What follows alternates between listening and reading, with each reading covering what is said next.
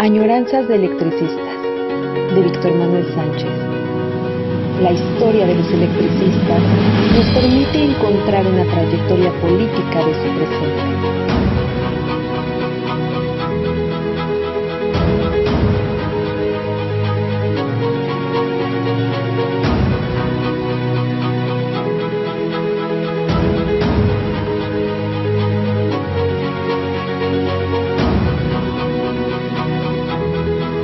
Comenzamos.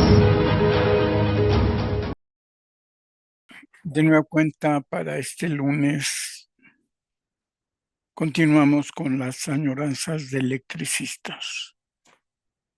En julio de 2018 empezamos. En este julio de 2025 les recordé que teníamos desde ese tiempo trabajando las añoranzas. Y en un intento por explicar por qué la historia de los trabajadores electricistas, la semana pasada expliqué un poco de la historia de Víctor Sánchez. Como siempre, y en el 2018 siempre agradecí a Ney, en ese momento la jefa de Radio ESME, y ahora sigue siendo la jefa de Radio ESME. Les agradezco al equipo de Radio ESME de la posibilidad de que se difunda, se mantenga al aire las añoranzas de electricistas.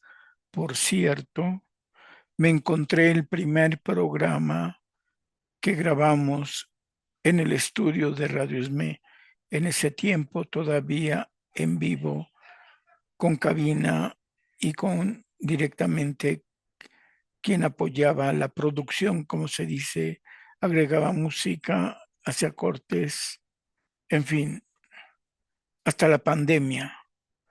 Siempre estuvimos en el estudio de Radio ESME hasta la pandemia, con el apoyo de varios productores, que se dice.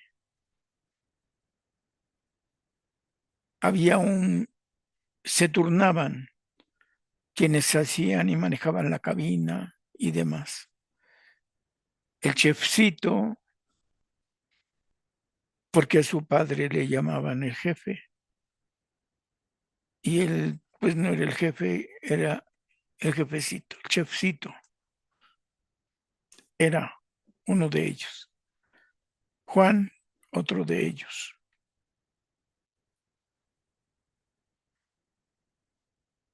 Y en varios programas,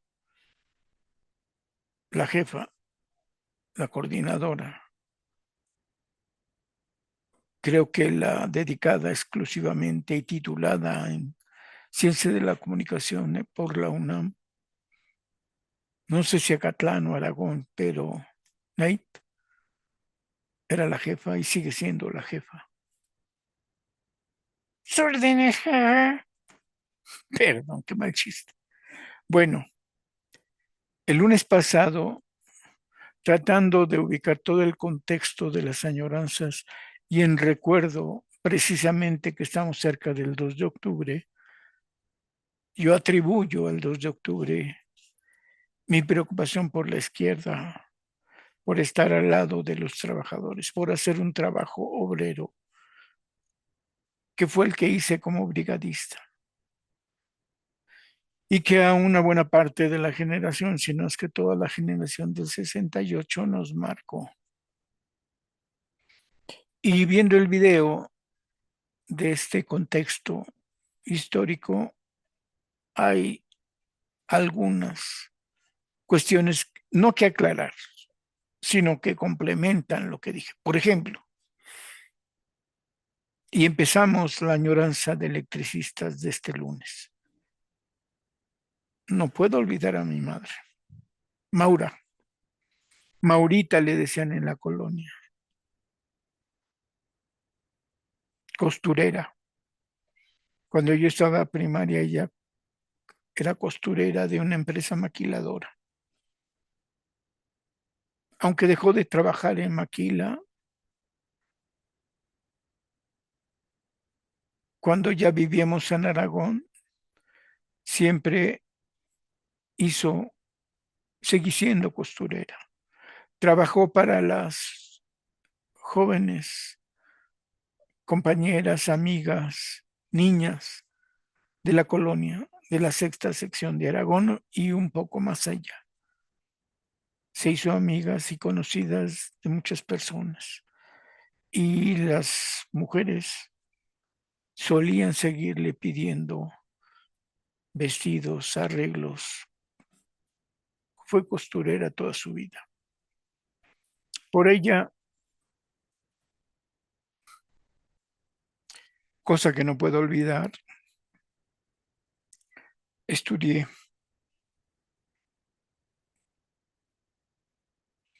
Gracias a ella, nunca dejé de estudiar.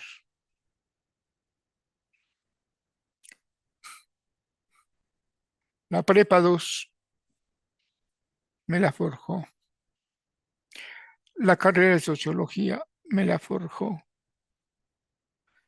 En especial en prepa 2 intenté alguna vez buscar trabajo. Y un estudiante de prepa, de quinto año de prepa y sexto de año de prepa, descubrí que no sabía hacer nada. Nunca conseguí trabajo de ayudante en una oficina.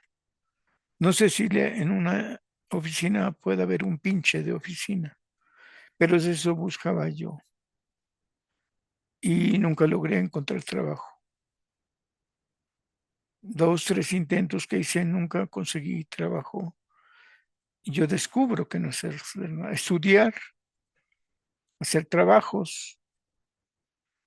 En sexto ya hacía trabajos a máquina, por eso pensaba en alguna oficina. Propiamente, como se quiere señalar, en ese momento el trabajo intelectual no me permitía trabajar y obtener un salario. Quiere decir que toda mi vida de estudiante me permitió no trabajar gracias a Maurita, a la que siempre voy a estar agradecido eternamente, gracias a mi mamá. Y lo olvidé. Aprendí de ella justo su posición de trabajadora asalariada.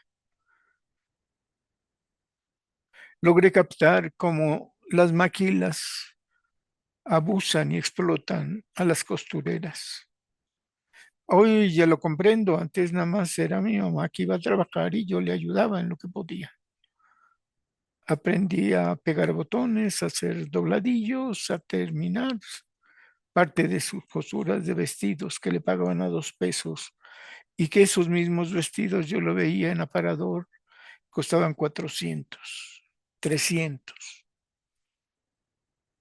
Todavía yo no razonaba de manera de llamar trabajadora proletaria. No trabajaba adentro en un local en la fábrica maquiladora. Se cuidaban mucho de eso y entonces aparentaban que era una trabajadora independiente. Mentira. Pero lo aprende uno en la práctica sin ponerle nombre. Lo aprendí ya en la Facultad de Ciencias Políticas. Perdón, no era todavía la Facultad de Ciencias Políticas cuando yo entré a la Escuela Nacional de Ciencias Políticas y Sociales. Cuando yo ingreso no existía sociología, era licenciado en Ciencias Sociales. Después le cambiaron el nombre. Cuando ya me titulo ya tiene el nombre de Sociología. Pero hasta que no obtuve mi primer salario como ayudante de profesor, entonces gané un poco, muy poco. Fui ayudante de profesor desde 1972. Fui ayudante de profesor teniendo los grupos de lógica de la investigación científica de Raúl Olmedo, que por extraña razón salió al Congreso en Chile y Cuba y sus grupos se quedaban sin impartirse. Y cuando yo fui a buscar la oportunidad de si podía ser ayudante de manera inmediata en el Departamento de Sociología, entonces Departamento de Sociología, la secretaria académica me dijo, tienes que dar 2 grupos de lógica de la investigación social del profesor Raúl Olmedo. Ni idea quién era Raúl Olmedo, pero me encargué entre el 2 de septiembre de 1972 como ayudante y fue mi primer salario. Y gracias a ese contrato es que tengo la antigüedad de más de 50 años en la UNAM. Bien, olvidé a mi madre. No es imperdonable, porque por ella logré estudiar. De mi infancia a mi juventud, o si se quiere, a la adultez. Y bueno, ahí va el complemento de lo que hice antes de llegar al ESME a hacer la investigación de la historia del Sindicato Mexicano de Electricistas. Es decir, antes de llegar al proyecto del convenio tripartita entre la Facultad de Ciencias Políticas, la Compañía de Luz y el Sindicato Mexicano de Electricistas. Con Álvarez del Castillo en Compañía de Luz,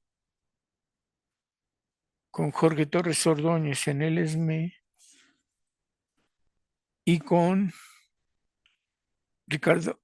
Víctor Flores Solea como director, pero Ricardo Posas Arciniega, el impulsor del proyecto. Antes de eso, yo estuve trabajando, primero,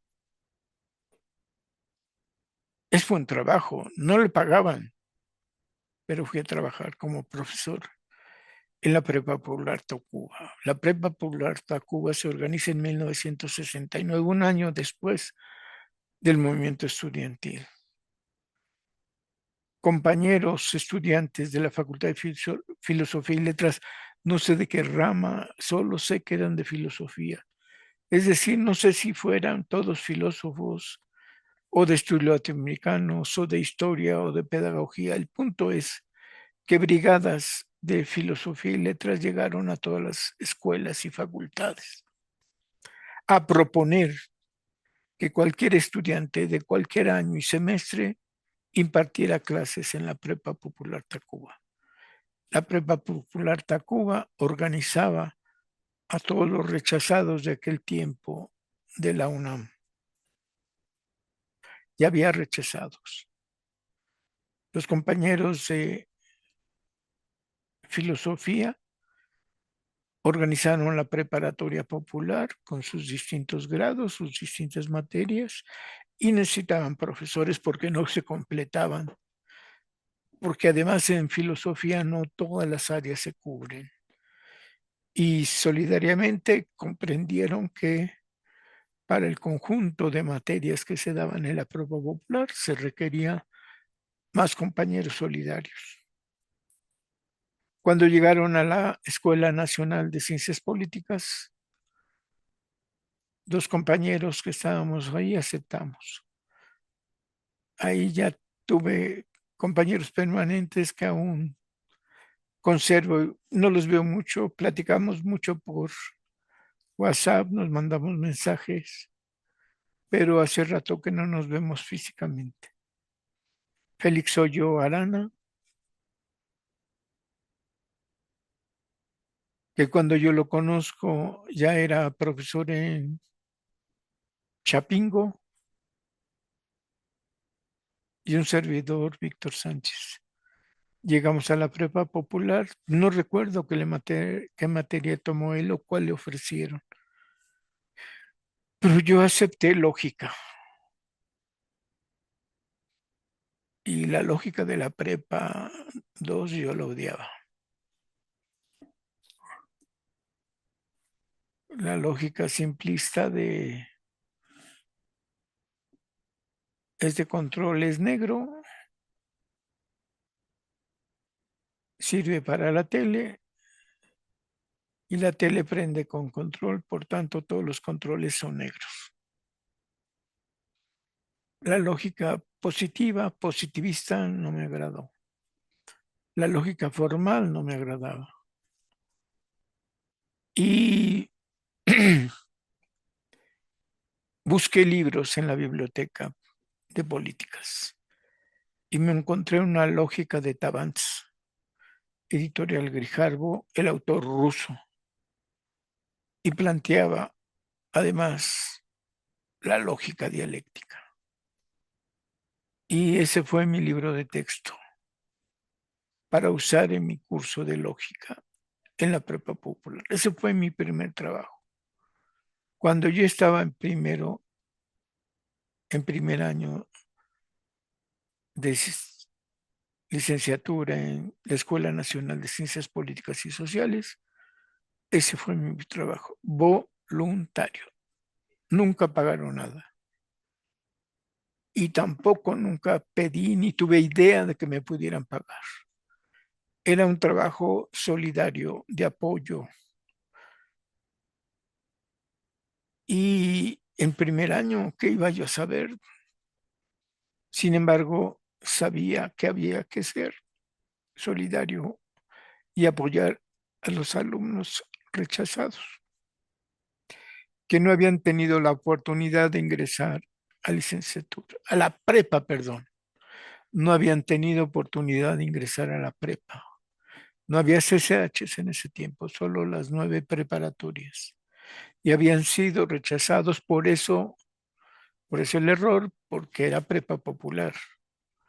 Prepa Popular Tacuba, en Mar del Norte, saliendo de la estación final de Tacuba, una cuadra atrás, línea de ferrocarril, calle Mar del Muerto, una instalación vieja que pertenecía a la UNAM, pero que no se usaba, se tomó y de ahí empezamos. Bueno, yo llegué cuando ya estaba organizado todo a dar lógica. Un compañero que por aquella época fue liberado de la cárcel, Martín, que murió hace 3 años, por cierto. Estuvo toda su vida también trabajando en CCH Oriente. En ese momento también era estudiante en políticas, en el Kinder se llamaba. En aquella época todos conocían el Kinder de políticas. Una escuela, una escuelita pequeña y lo más fabuloso de la escuela era el restaurante comedor, famoso. Llegaban muchos visitantes a la escuelita, al kinder. Y ahí en el primer año me convertí en profesor de la prepa popular. Trabajo voluntario y tratando de enseñar, curiosamente, intentando ser diferente de mis profesores de prepa. Fue agradable aprender en prepa. Ya les dije que tuve 2 maestros fabulosos en el último año de prepa, Carlos Pereira, filósofo que me enseñó a razonar con la mejor argumentación posible en ética y con espíritu polémico, crítico, con las noticias frescas de la semana. Carlos Monsiváis, joven, 30 años, aunque miento, en esa época decíamos que no queríamos ser viejos de 30 años. Una persona de 30 años era vieja. Hoy reconozco a los más de 70 que tengo, que 30 es una bicoca, apenas una juventud que inicia, que empiezas a tener capacidad crítica, que empiezas a tener profesionalismo en cualquier carrera que puedes desempeñar. Estás despegando apenas. Acabas de romper el cascarón de la educación formal y empiezas con tu experiencia académica a unir teoría y práctica. Como está acá atrás, perdón, en ese símbolo, unidad de movimiento. También me dediqué a la política en el Partido Mexicano de los Trabajadores. Ese fue mi primer trabajo, la Prepa Popular Tacuba. Estuve 2 años. Hice 3 servicios sociales, sin haber terminado la carrera nunca. Uno, un profesor, Paco Casanova Álvarez, trabajaba para el Departamento del Distrito Federal y había hecho encuestas y necesitaba recuperar los datos de las encuestas para ponerlos en una matriz y nos pagaba 50 centavos por encuesta. Ahí ya me pagaban, pero era muy temporal y era un pago fantasma, podríamos decir. No era registrado, no venía el dinero de la UNAM y venía de ser en realidad un trabajo que le pagaban al profesor, que seguramente sí estaba contratado tanto en la facultad, perdón, la escuela, como en el Departamento del Distrito Federal, y que prorrateaba, repartía dinero, es contratismo, le dirían ahora. Entonces, las matrices de datos las creamos entre varios alumnos subcontratados. Todavía no sabíamos qué era eso y aún sentíamos el interés por ayudar antes que por decir me están pagando mal. Segundo trabajo de servicio social, el servicio social no se paga.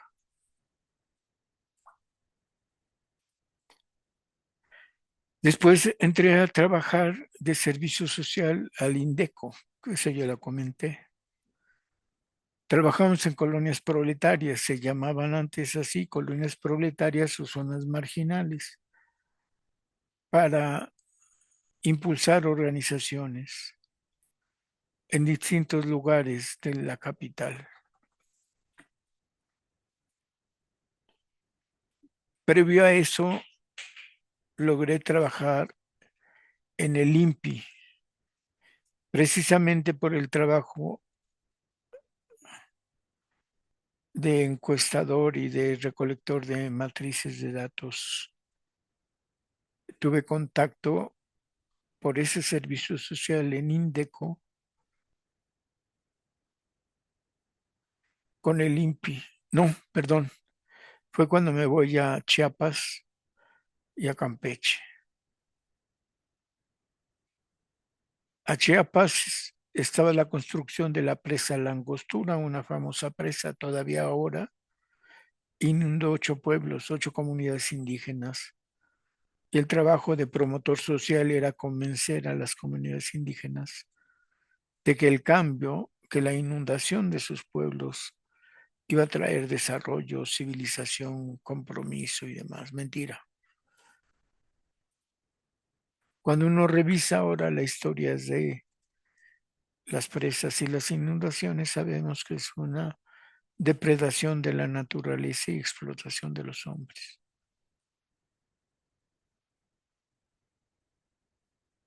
Éramos 6 promotores sociales de distintas carreras, dominaban los antropólogos, pero logramos empezar a organizar a los indígenas.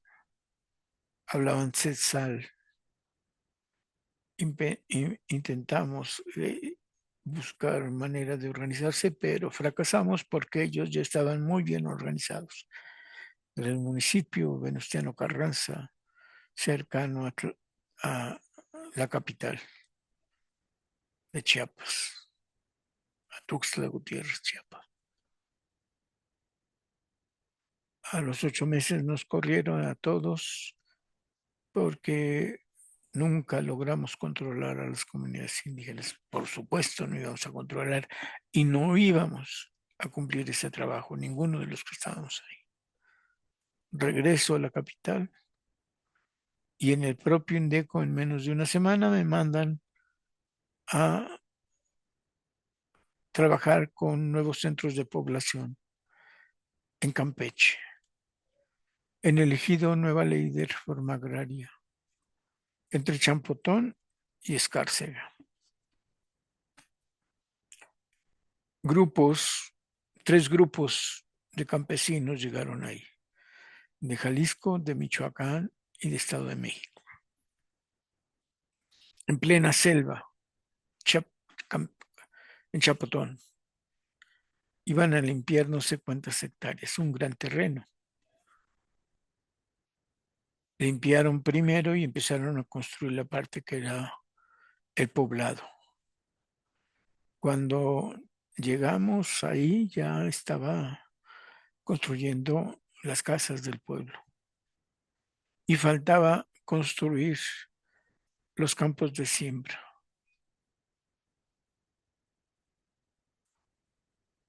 Iba acompañado de mi compañera, igual que en Chiapas, Celia Palacios. Éramos 2 personas de Indeco. Y ahí en Champotón, en el ejido Nueva Ley de Reforma Agraria, organizamos cooperativas. La primera y más importante, una cooperativa de consumo, una tienda. 50 campesinos cooperaron con 10 pesos. Teníamos un automóvil Safari del Volkswagen y con él nos íbamos a la Conasupo de la capital de Campeche. 50 kilómetros de Champotón a Campeche para comprar lo poco que con estos socios de cooperativa logramos comprar bajo una lista de artículos solicitados por ellos. Cooperativa de consumo. Después descubrimos que cada sábado era un campamento o un proyecto de ejido con solo hombres. Los esposos y los hijos de ejidatarios con derechos. Ninguna mujer, ninguna esposa, ninguna madre, ninguna esposa, hija, ni tampoco, puros hombres. Y descubrimos que cada sábado estábamos a 30 kilómetros, 20 de Champotón, les digo, entre Champotón y Escárcega a la mitad, y procuraban salirse los sábados porque les pagaban 30 pesos diarios por crear todo el ejido, por limpiar de selva virgen y de árboles madereros. Pero les enviaban todo lo que podían ahorrar, que era casi todo el salario, lo enviaban a sus esposas, a sus familias. Se iban al pueblo de Chambotón, a la cabecera municipal, y escribían cartas o mandaban telegramas, con el dinero y con los saludos correspondientes. Descubrimos eso y creamos la cooperativa de correo para evitar el gasto extra de ir a Champotón. Con el carro Safari que teníamos, nosotros hacíamos el viaje. Entre semana hacíamos las cartas que nos dictaban. No recuerdo si yo me hubiera llevado una máquina, no lo recuerdo, lo confieso. Pero sí estoy seguro que lo hacemos a mano. Habíamos logrado ya un apartado postal en el municipio, en el correo,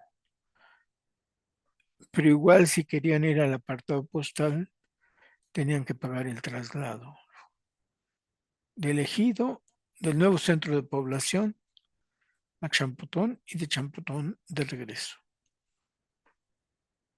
Con el apoyo de los propios campesinos, hicimos el correo cooperativa. Trajimos hojas de papel, sobres, estampas. A los que sabían escribir, escribían su carta, la metían en el sobre, le pegábamos su estampilla. A los que querían enviar dinero, llenábamos el formulario de telégrafos, doblábamos, poníamos el dinero dentro y cada viernes o sábado íbamos a Champotón y nosotros nos encargábamos del depósito. Un día en la noche nos piden que redactemos un oficio para el departamento agrario. El nuevo centro de población no solo era Indeco, sino eran tierras ejidales que manejaba el departamento agrario. En ese tiempo, departamento agrario. Todavía no había secretaría.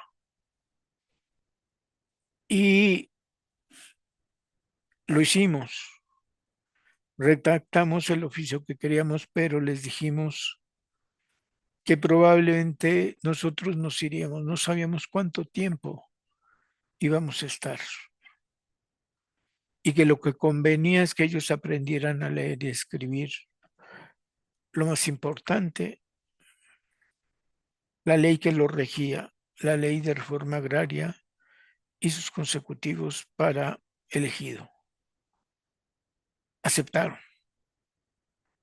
Entre semana, 2 veces o 3 por semana, en las noches a partir de las 7, dimos clases, alfabetizamos con el método Freire y con el documento de la nueva ley de reforma agraria. Celia Palacios, compañera de aquel tiempo, buena parte de la vida. Y yo empezamos a impartir clases de alfabetización. El objetivo era que ellos aprendieran a hacer sus oficios y que tuvieran el conocimiento de la ley fundamental que atañía a los campesinos, a los trabajadores agrícolas. Cooperativa escolar, clases para el colectivo. No recuerdo cuántos alumnos, pero siempre hemos pensado que un buen grupo, cuando mucho es de 15 a 20 alumnos, hacíamos 2 grupos, uno que impartía Celia Palacios y el otro yo.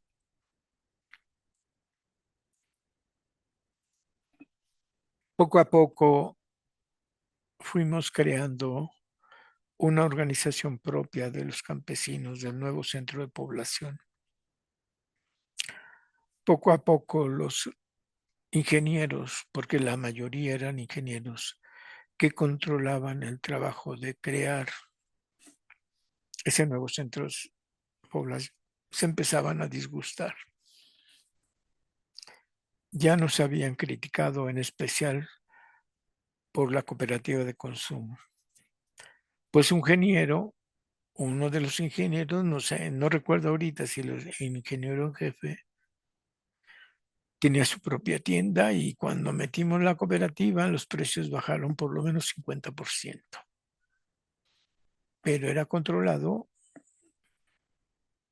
por los propios ejidatarios. Nosotros éramos el vehículo de transporte. Pero ya iban 3 cooperativas diferentes a cubrir las necesidades de los campesinos. 2, 3 veces íbamos con ellos a la jornada y veíamos cómo limpiaban grandes árboles gigantescos, madereros. Era selva. A veces cazaban algún venado que veían por ahí. Chango llegaron a cazar. Mono, no sé, chango le llamamos nosotros. y llegamos a comer chango porque no lo preparaban y nos convidaban. Nos habían hecho una chinampa, una cabaña de palitos y palmas de techo, que era ahí donde teníamos nuestras sesiones de escuela. Todo el mundo nos reconocía, los conocíamos, íbamos desarrollando poco a poco.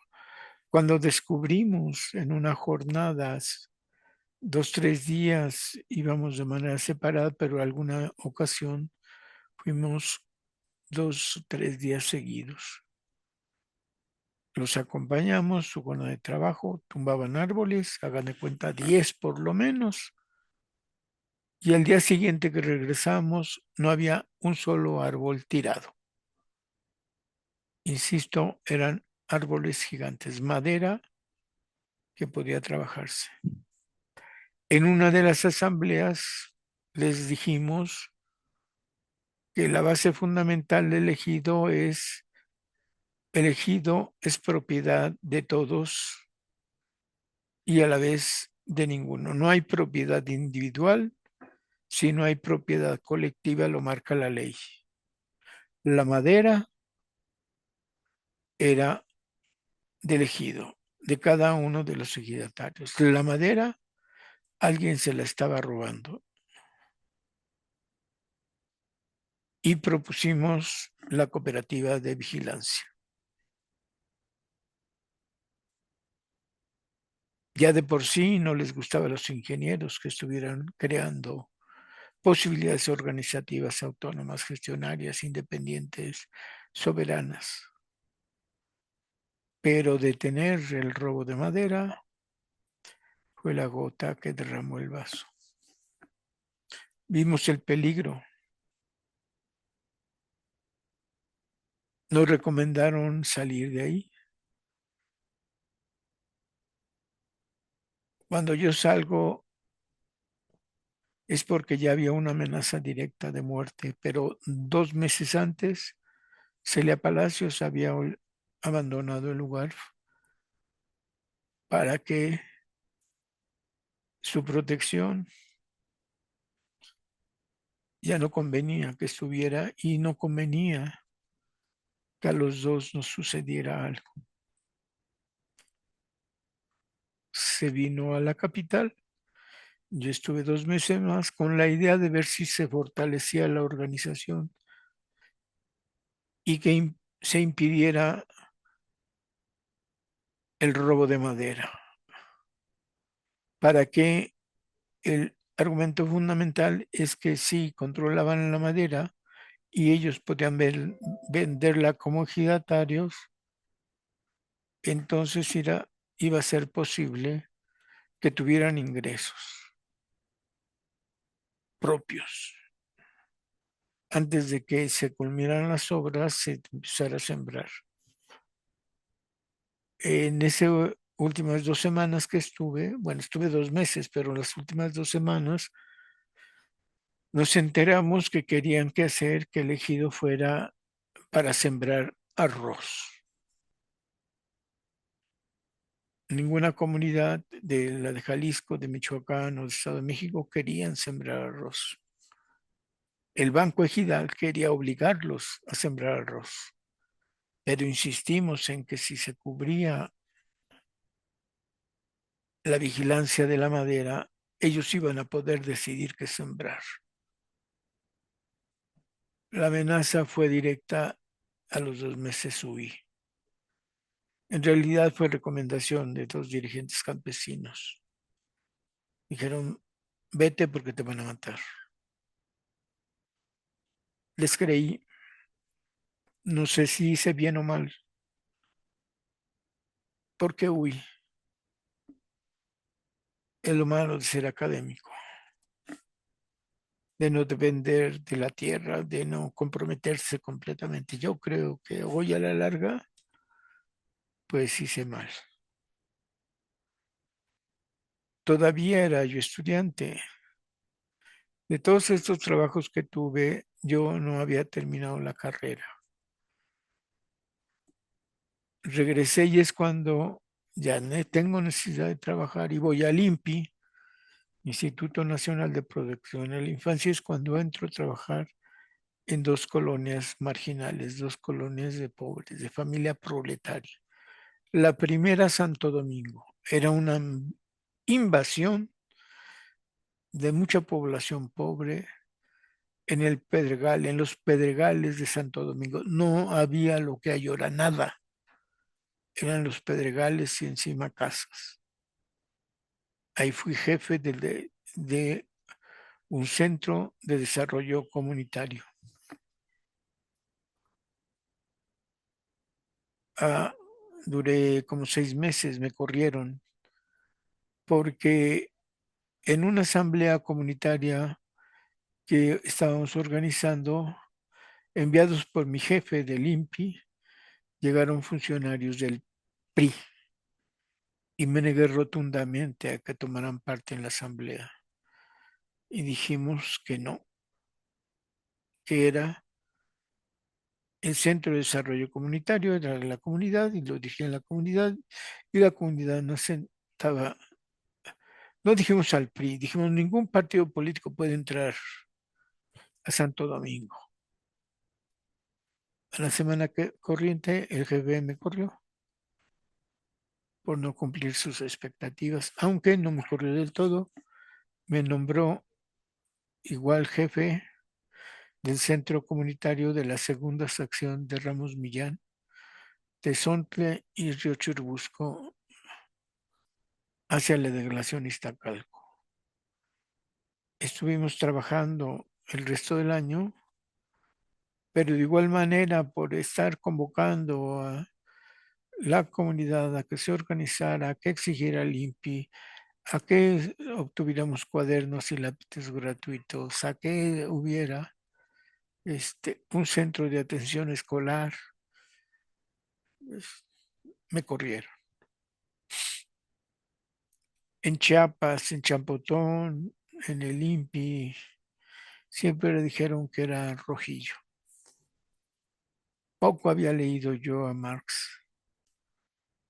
En ese tiempo yo ya había comprado un libro rojito pequeño de Mao Zedong, 5 tesis filosóficas.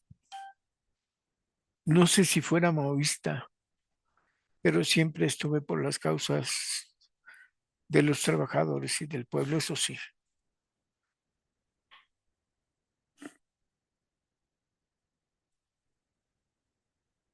Mientras tanto, seguía tomando 1 o 2 clases porque yo no acababa la carrera. Y les puedo recordar. ¿Quién me enseñó a hacer cooperativas? No lo sé. Exactamente así que alguien me dijera, hay que descubrir sí las necesidades de los lugares a que llegas e impulsar una solución. Eso sí lo sabía. Y entonces eso lo fui aplicando en cada lugar que trabajé. Las lecturas, Freire, no recuerdo cómo llegamos a él, pero era nuestra lectura para enseñar, alfabetizar. En ese tiempo yo ya estaba en segundo y tercero año de la carrera, pero no recuerdo exactamente qué había pasado para tomar estas lecturas. Cuando ya regreso, lo más importante que recuerdo antes de llegar al proyecto del ESME es que me reprobaron 4 maestros muy importantes en la facultad.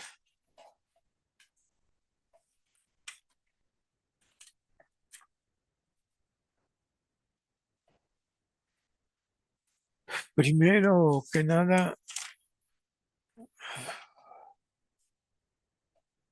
en un seminario político de historia, don Gastón García Cantú, seminario de la Revolución Mexicana. Aunque el libro de Selva Herzog es muy completo, yo me quedaban dudas de cómo Por ejemplo, la principal duda que yo tenía es que se consideraba que la Revolución Mexicana había tenido una incapacidad, que la clase obrera había sido incapaz de convertir el movimiento revolucionario en un movimiento socialista. Y no me cuadraba, era incongruente la hipótesis. Había descubierto que no había sindicatos aún. Y por supuesto nunca hubo un partido político proletario. ¿Cómo se va a hacer un cambio revolucionario, otra perspectiva sociopolítica si no había ni sindicatos? Y pues discutí eso con García Cantú y me dijo que me estaba adelantando, que ese debate iba a ser después. Y no me gustó la respuesta. Cada que podía le discutía hasta que me corrió. Y pues tiene razón. El otro profesor que me incomodó y que durante todo un semestre, casi un año, me sentí molesto, fue en la materia de filosofía política con Arnaldo Córdoba. En concreto, ahorita no recuerdo el comentario que hice sobre Hegel. Estábamos leyendo a Hegel y planteé algo yo en clase y el estimadísimo Arnaldo Córdoba no me hizo caso. Como decimos en el arco, ni me peló. A media clase tomé la palabra, algo dije de Hegel, no me hizo caso. Tenía un ayudante de nombre Segundo, no recuerdo el apellido, le dije a él, me dijo, no te preocupes, no hay problema. No me gustó que no me hiciera caso Arnaldo en clase y que Segundo dijeron que no era preocuparse. Entonces lo que hice fue irme al Instituto de Investigaciones Filosóficas a buscar la fenomenología del espíritu de Hegel. Y por lo menos mes y medio, si no es que 2 meses, estuve leyendo ese libro, tomando notas. Y en otra intervención que llego de nueva cuenta, cuando esté exponiendo Arnaldo, ya casi al terminar el semestre, vuelvo a tomar la palabra, le explico las contradicciones de la lógica dialéctica, de que era necesario concretar y que la filosofía, no sé si dice positivista o especulativa, de las ideas de Hegel no se concretaba en el mundo real y histórico. Me dijo que leyera las lecciones de Historia Universal de Hegel, pero no aprobó, ni reprobó, ni negó lo que dije. Al final de la clase, ya que la había despedido y antes de que todos nos levantáramos, dijo el estudiante Víctor, o no sé si el estudiante Sánchez tuvo razón, y no hubo manera de que explicara por qué. Pero durante ese tiempo, y en especial al final de la clase, Arnaldo Córdoba me molestó, me incomodó, no me gustaba. Y ya no regresé a su clase.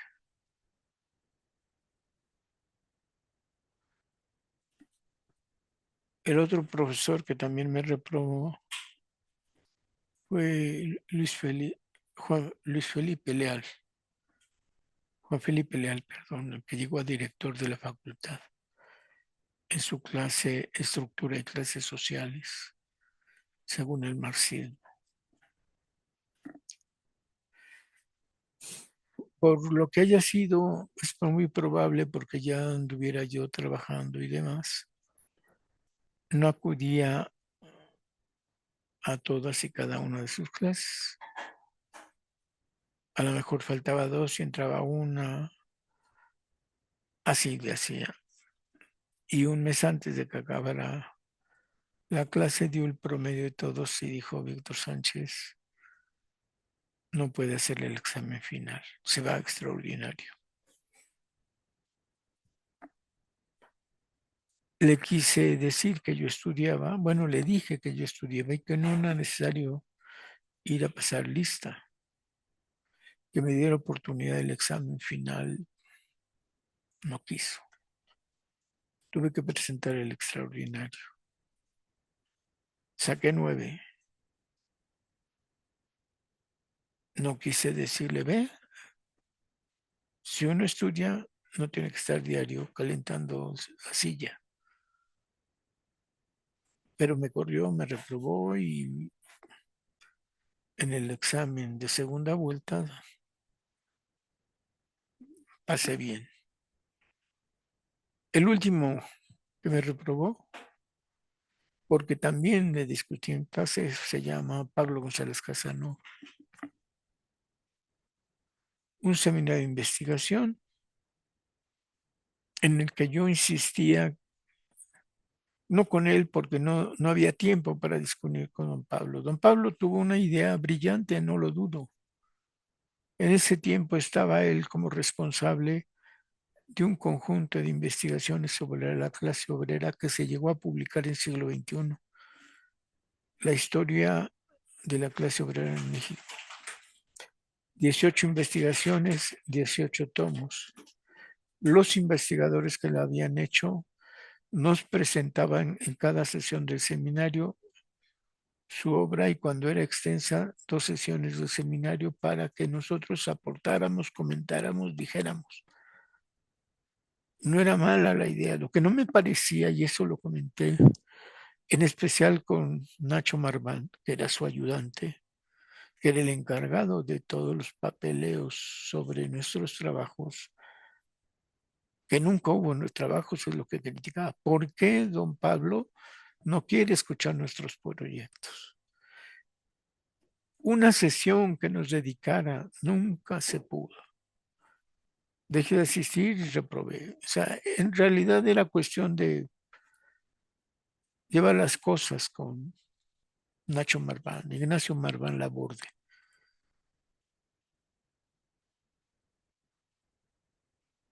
Y pues ni modo. Tengo el honor de decir: reprobé con García Cantú, reprobé con Pablo González Casanova, con Juan Felipe Leal y Fernández y con Arnaldo Córdoba. Aprendí a través de ellos, indudablemente, cómo la capacidad crítica se tiene que desarrollar, cómo el argumento sólido, sin especulación, tenía que manejarse. Finalmente sí superé todas mis materias, las pasé, unas ya cambié de materia, me fui a otra, pero filosofía política la pasé, estructura de las clases sociales la pasé. El Capital, no pude. Tuve 2 grandes maestros, uno muy reconocido de la Facultad de Economía, Pedro López, pero nunca lo convencí de que pudiéramos discutir algo. Él decía: primero te aprendes el capítulo 1 del Capital y luego se puede discutir. Y yo decía: es cuadrado eso. Ni Marx quería que fuéramos así tan cuadrados. No lo convencí. Reprobé. Segundo intento, reincorporo el conocimiento de Raúl Olmedo porque él daba seminario del Capital. Me apunto con él. Y realmente el problema fue que nos dejaban estudiar. El que se encargaba de saber cómo avanzamos era su ayudante. Y tengo que hablar mal del ayudante. Es imposible porque yo fui su ayudante en un tiempo. En fin. El ayudante decía que pasáramos con que le llevamos nuestra libreta de apuntes. Bueno, no usaba yo estas libretas en ese tiempo, pero bueno, con que yo le enseñara que había escrito sobre el capital, me ponía 10. Y yo decía que no, que quería discutir en casa con Raúl Olmedo. No sé si ya Raúl Olmedo en ese tiempo era el encargado de la política municipal en todo el país, desde la Secretaría de Gobernación, pero lo fue. Tampoco, no me gustó. Yo tenía mis apuntes, le pude haber mostrado mis notas y pude haber sacado 10, pero no me parecía. Soy muy necio seguramente. Y también reprobé. En realidad, al término de las materias, siempre tuve todos los créditos que era posible tener. En todo este interín todavía yo no terminaba la carrera, la acabé hasta 1974, si contamos es el tiempo exacto. Entré en 69, 70, 71, 72, 73, terminé los créditos. En 73 es cuando ingreso al proyecto del profesor Ricardo Pozas para hacer la historia del ESME y a la historia de la Compañía de Luz. De los 12 compañeros que éramos, solo 2 terminamos el trabajo. Y a los 2, el profesor Ricardo Pozas nos publicó en Acta Sociológica nuestro resultado final. Los 2, curiosamente, éramos Víctor Manuel Sánchez. Víctor Manuel Sánchez Ponce, Acta Sociológica número 5, la industria eléctrica y el nacionalismo revolucionario. Víctor Sánchez Sánchez, Acta Sociológica número 6, el surgimiento del sindicalismo electricista, de más de 400 páginas. El libro del tocayo Sánchez Ponce era 1/3 de lo que yo había hecho y en la publicación se notaba poquito el de él, un poco más el mío. No lo encuentro si no lo mostraba. El objetivo era claro.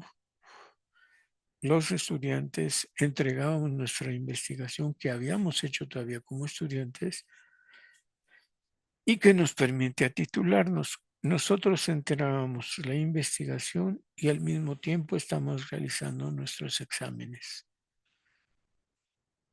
como sociólogos. Los 10 restantes compañeros no entregaron su proyecto. Una nota paréntesis. Carlos Martínez Assad y Beatriz Canaval fueron el acta sociológica número 4 sobre una investigación del Valle de Mezquital. En ese tiempo, que yo recuerde, eran pareja, eran matrimonio. Carlos Martínez Assad se convirtió en uno de los sociólogos muy reconocidos en la UNAM. Trabajó en el Instituto de Investigaciones Sociales, fue director del mismo. Se separó de Beatriz Canaval y se casó con una compañera del instituto. Beatriz Canaval se fue a la UAM, Xochimilco, y fue una reconocida investigadora, pero su tesis conjunta fue publicada como acta sociológica número 4. El objetivo de la acta sociológica original era publicar los trabajos de investigación de estudiantes.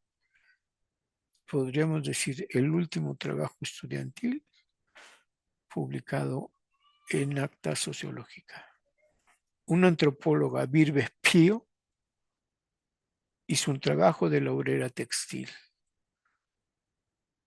Segundo número de acta sociológica. Y les he dicho que Acta Sociológica dejó de tener el espíritu, el objetivo, el tema central que le dio Ricardo Pozas Arciniega. Hoy es una revista teórica, académica, no hay investigaciones prácticas, no hay investigación de campo, no hay investigación directa, o como diría Pozas, no hay investigación, acción y no hay estudiantes. Algunos rememoran o en la presentación se dice que es proyecto y propuesta de Ricardo Pozas Arciniega. Mentira, lo violaron el acuerdo. Nunca más estudiantes publicaron algo en Acta Sociológica. Como revista. Como revista había más posibilidad porque no era, se podían haber entregado avances, proyectos, en fin. De los que estuvimos en investigación sobre el sindicalismo electricista, que para mí se convirtieron en añoranzas de electricistas, nos había pedido el profesor Ricardo Pozos, creo que ya lo dije, que entregáramos un cuadernillo, un cuaderno de investigación, un avance de investigación,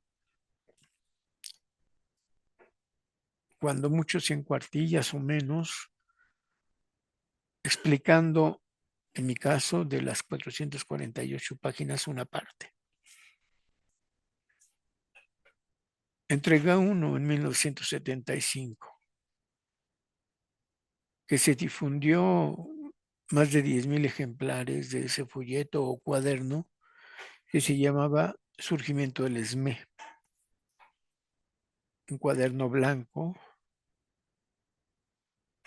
y en color los dos escudos, tanto de Compañía de Luz como del ESME. La entrega y el primer reparto de ese folleto o cuaderno de investigación se hizo en la Escuela del Desierto. Se convocó a representantes de la Comisión del Trabajo y un directivo de la Compañía de Luz y el secretario general acudieron, acudió Pozas, acudí yo, acudió el equipo y se repartió ese primer documento. Todos los que estábamos haciendo investigación teníamos el compromiso de hacer eso. Les digo, por desgracia, de 12 alumnos que éramos parte de ahí. El Carlos Martínez Assad, por cierto, llegó a ser el coordinador del equipo. No recuerdo por qué se fue, no recuerdo si tenía un tema, nada más sé que un tiempo fue coordinador de todo el equipo. Pero de los 12, solo los Víctor Sánchez Ponce y Víctor Sánchez Sánchez entregamos trabajo. De los 12, el único que hizo el cuadernillo, Víctor Sánchez. Gracias al cuadernillo, el convenio duró un año más. Porque, como ya dije, cuando yo entrego mi publicación, ya no lo publicó. Cuando terminé mi investigación, ya no lo publicó la compañía. El de Sánchez Ponce lo publica y lo paga la compañía de luz.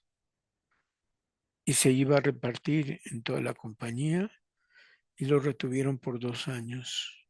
Ya lo comenté. Un buen día en el reloj checador de las oficinas centrales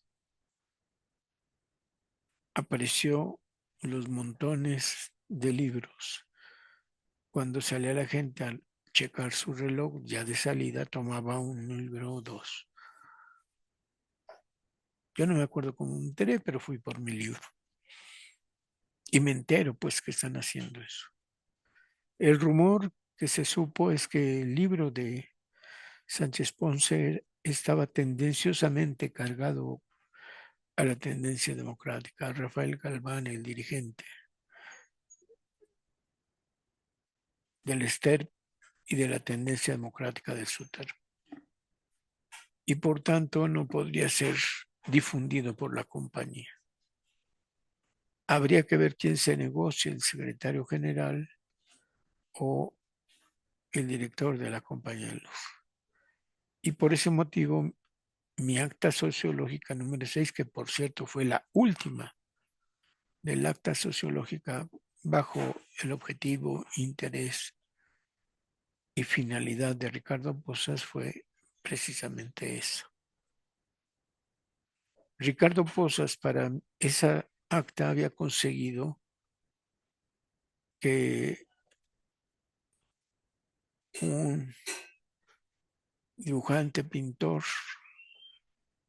de la escuela de quien había hecho famosa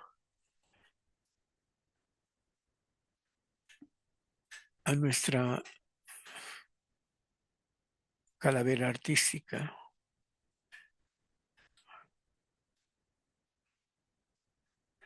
no de la gráfica popular, tenía ya 12 fotografías de él para ser parte del libro.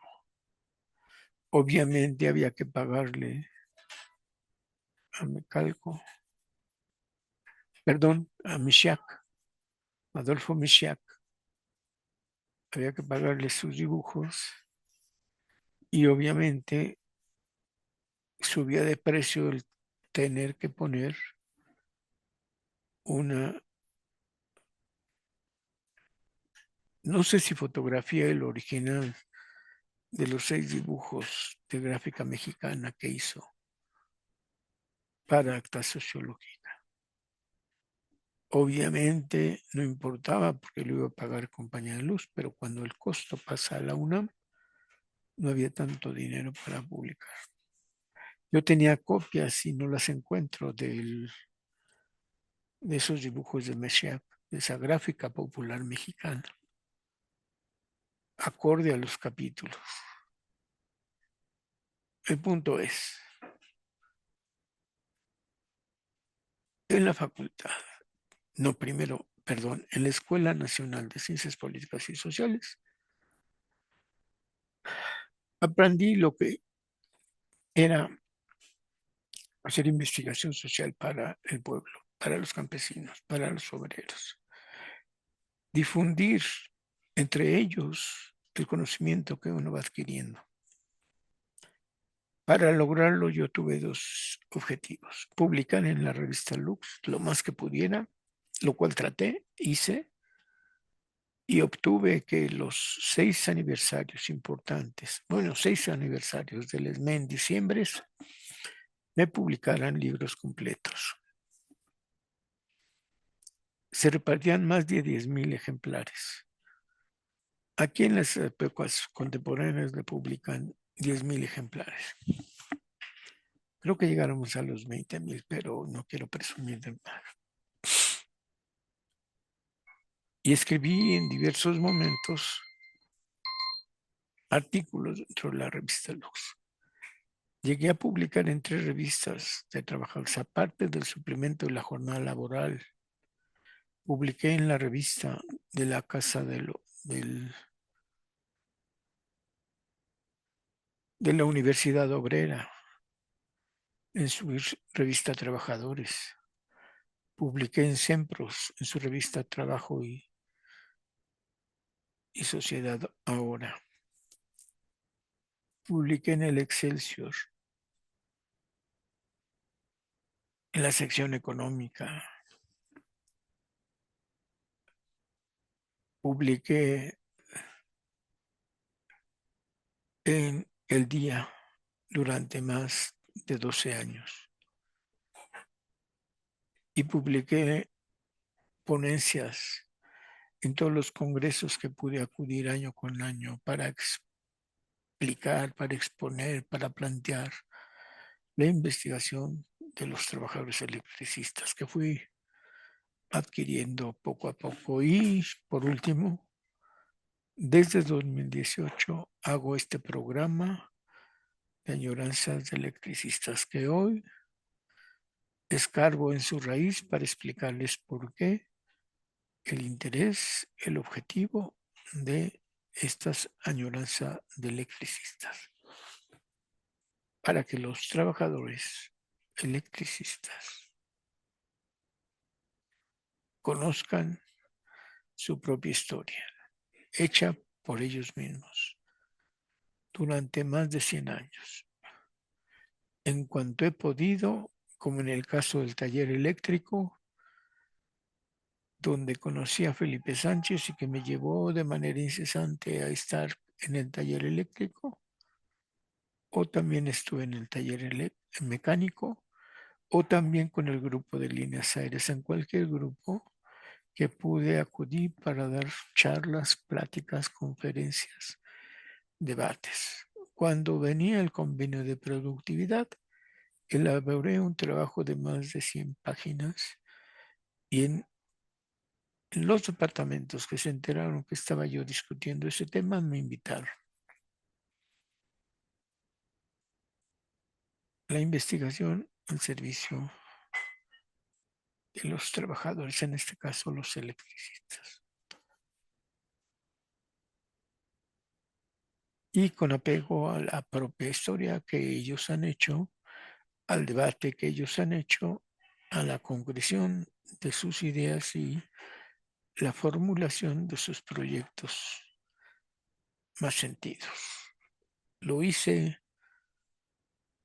en 1996 para presentar en la revista de aniversario el debate por la reforma de estatutos, al que llamé yo el debate por la democracia en el ESME. Es una revista de aniversario que todo el mundo puede leer. Bueno, se me acabó el tiempo. Nos veremos en 8 días. Por cierto, el domingo envié a algunos conocidos el primer programa de 2018. Por el puro gozo de que lo conozcan y que sepan que desde entonces está las añoranzas de los electricistas. Otro día les platicaré que estuve formando el sindicato de académicos SPAUNAM, antes del STUNAM.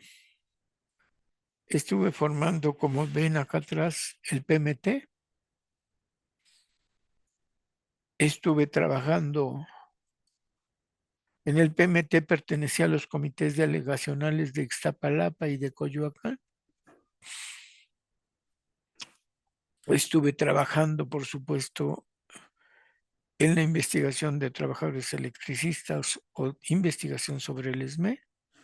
Estuve impartiendo mis clases y estuve difundiendo lo más que podía la investigación que estuve realizando. Publiqué finalmente por lo menos 4 libros para el sistema de universidad abierta sobre metodología de la investigación social.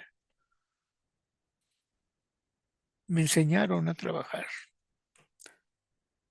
con investigación, acción, con investigación para mejorar la investigación.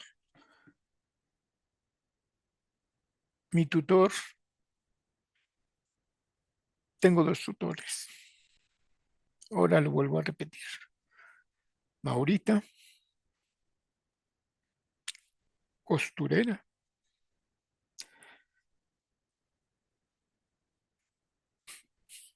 Luchadora de la vida. Y Ricardo Pozas, antropólogo. Su investigación, acción y los talleres de investigación social directa. Por ahí nos encontraremos. Hasta entonces.